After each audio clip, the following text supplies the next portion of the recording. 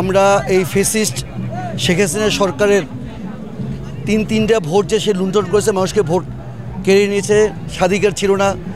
এবং আপনারা সবাই জানেন আয়নাঘর থেকে শুরু করে কি করে নাই। আমরা রাজপথে ছিলাম এবং যেটা একটু আগেই শুনলেন আমাদের এক ডাক্তারের মুখে যে আমরা চিকিৎসা দিতে পারি না, অ্যাম্বুলেন্স পাই নাই, আমরা হাসপাতালে গিয়েছি, আমাদেরকে তাড়িয়ে দেওয়া হয়েছে। তো মূল কথা হচ্ছে যে এইটা একটা চরিত্রের মধ্যে যে জিনিসটা ঢুকছে যে যার হাতে ক্ষমতা থাকে, যার হাতে মাইক থাকে, সে আর মাইকটা কাউকে দিতে চায় না। আপনারা জানেন যে অনেক কষ্টে আমরা 91 সালে যে 15 দল 7 দল এবং যে জামাত এরা যে একটা জোট করেছিল যে এর সাথে পতনের জন্য, তারপর কিন্তু কেয়ারটেকার সরকার হয়। কেয়ারটেকার সরকারের মাধ্যমে ভোটগুলো হচ্ছিল। 2006 এসে তারপরে আপনারা জানেন যে অন-11-এর সরকার আসছে এবং 2008-এ এসে শেখ হাসিনা প্রথমেই কেয়ারটেকার সরকার ব্যবস্থাটা নষ্ট করে দেয়, যে কেয়ারটেকার সরকারের পর তো আবার অন্য দল আসবে এবং এই জায়গাটা দিয়েই উনি সর্বনাশটা করে ফেলে। এরপর আপনারা জানেন যে 2008-এ, 14-তে, 18-তে এবং সর্বশেষ 7ই জানুয়ারি 2024-এ কিন্তু কোনো ভোট হয় নাই। দামি ভোট হয়েছে, নৈশ ভোট হয়েছে, ইত্যাদি ইত্যাদি আমরা জানি। কথা হচ্ছে যে এই সরকারকে আমরা সবাই মিলে যে কথাটা আসছে যে সকলের অবদান ছিল। যে ছেলেটা পানি বিক্রি করেছে ওরও অবদান ছিল, কারণ ও গুলির মধ্যে পানি বিক্রি করতে গেছে। মুগ্ধ যে পানি নিয়ে পানি লাগবে পানি বলছে, কার অবদান ছিল না?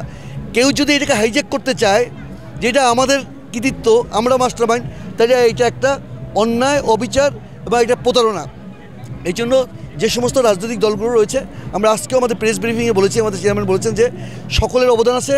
আপনারা পরস্পরের সাথে ঝগড়াঝাটি না করে, কাদা ছোড়াছড়ি না করে, আমরা 5ই আগস্টের আগে 2024-এর 5ই আগস্ট আগে যেভাবে ঐক্যবদ্ধ ছিলাম, ওইভাবে করে দেশটাকে কীভাবে সুন্দর করে বিনির্মাণ করা যায়।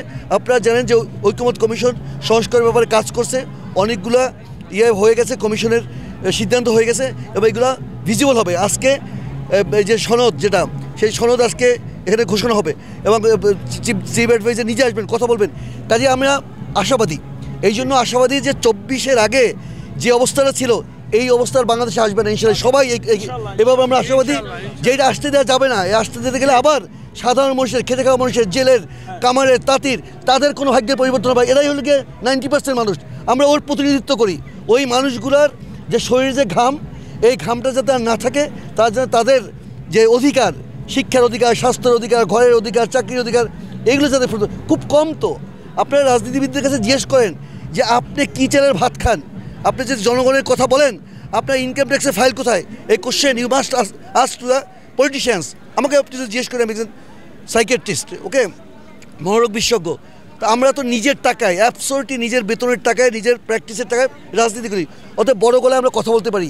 আমার যে কনস্টিটুয়েন্সি, সেখানে আমি যাই, আমি রিক্সাওয়াদেরকে কার্ড দিয়ে দিচ্ছি যে তাকে ফ্রি ট্রিটমেন্ট দেবো। আমি দিতে পারবো, আমি একদিন 100 রুগী দেখবো বিনা পয়সায়, কার কি, তাই না? তাহলে ওই রিক্সাওয়ালা কিন্তু এই যে 500 টাকা দিতে হচ্ছে না, এইটাই তার জন্য রিলিফ। এবং সে বুঝবে যে ইয়েস, আমাদের পক্ষে কথা বলার মানুষ আছে। এটা চ্যালেঞ্জ, বিগ চ্যালেঞ্জ। আমরা ওই এসি রুমে আর থাকতে চাই না, আমরা রাজপথে এসে এই মানুষদের দায় দায়িত্ব নিতে চাই। কথা বলছেন? আপনার কাছে আমি জিজ্ঞেস করবো যে গত 18 বছরের রাজনৈতিক জীবনটা কেমন ছিল আর এই গত 1 বছরের রাজনৈতিক জীবনটা কেমন? 18 বছরের রাজনৈতিক জীবন খুবই ভালো ছিল। 5ই আগস্টের আগে আমাদের একটা মাত্র স্বপ্ন ছিল যে শেখ হাসিনাকে তাড়াবো। তাড়ানোর পরে এখন নানাবিধ হয়েছে, এই আম গাছ আমি লাগাইছি, এই জাম গাছ আমি লাগাইছি, এই গাছের নিচে সার আমি দিছি, এইটা আমার বাবার কাঁঠাল গাছ থেকে এইটা হয়েছে, নানা ধরনের ক্যারিকেচার।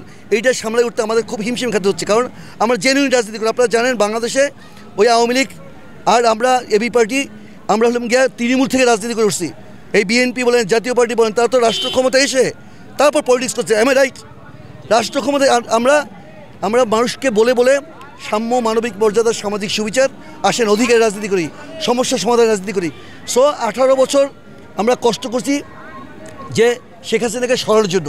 সেই কষ্টটা আমাদের লাঘব হয়েছে, কিন্তু এখন আবার বাংলাদেশকে নতুন করে সাজানোর এবং আমাদের প্রত্যাশা পূরণের একটা জায়গা এখন আছে। এটা আমরা আশা করি সকল মানুষ যদি ঐক্যবদ্ধ থাকে, আমরা সেই জায়গায় কাঙ্ক্ষিত পৌঁছতে পারবো। আপনি যেহেতু একজন রাজনৈতিক ব্যক্তিত্ব, আপনি কি আশা করেন আজকের এই জুলাই ঘোষণা থেকে কি আসতে পারে? আজকে জুলাই ঘোষণায় আপনারা মনে করেন যারা আন্দোলন করেছে, সংগ্রাম করেছে, তাদের ব্যাপারে একটা স্বীকৃতি থাকবে, তাদের ব্যাপারে সেলিউট থাকবে, তাদের ধন্যবাদ জানাবে। এবং এইটা যাতে যারা সরকার আসবে তারা সংবিধানের অন্তর্ভুক্ত করে নেবে, এইটা যাতে মানে দায়মুক্তি একটা বলতে গেলে, কারণ এখানে তো মারামারি হয়েছে। বৈষম্যবিরোধী ছাত্ররা, তাদের সাথে আমাদের ছিল পতাকা, খালি হাত, আর তাদের ছিল বন্দুক, গুলি, মেশিন গান, হেলমেট, দেশি রাইফেল। তো আমাদের যে 1400 শহীদ হলো এবং 20,000 30,000 মতো পঙ্গুত্ব বরণ করছে, তাদেরকে আপনার দায়মুক্তি দিতে হবে না? তারা তো এটা জিহাদ করেছে দেশের স্বাধীনতার জন্য। কাজে আমরা নতুন কোনো ফেসিস্ট আবার না আসে সেই ব্যাপারে আমরা সতর্ক হবো সবাই, সব দল মিলে। কারণ আমরা মানুষের অধিকার চাই, সারা বিশ্বে অনেক আগাই গেছে। শুধু এখানে কিছু ভোজবাজি কথাবার্তা বলে মুক্তিযুদ্ধের পক্ষের বিপক্ষের অমুক সমুক, মুক্তিযুদ্ধ যেভাবে বিক্রি হয়েছে, আমরা 24-এর এই যে আন্দোলন এখানেও যেন ওইরকম বিক্রি না হয়, যেটা আমরা করছি এটা না, এটা সবাই করছে। এইটাই আজকে এই আপনার সাথে ঘোষণায় আসবে বা স্বাধীনতা নিতে আসবে। আপনাকে ধন্যবাদ, থ্যাংক ইউ ভেরি মাচ।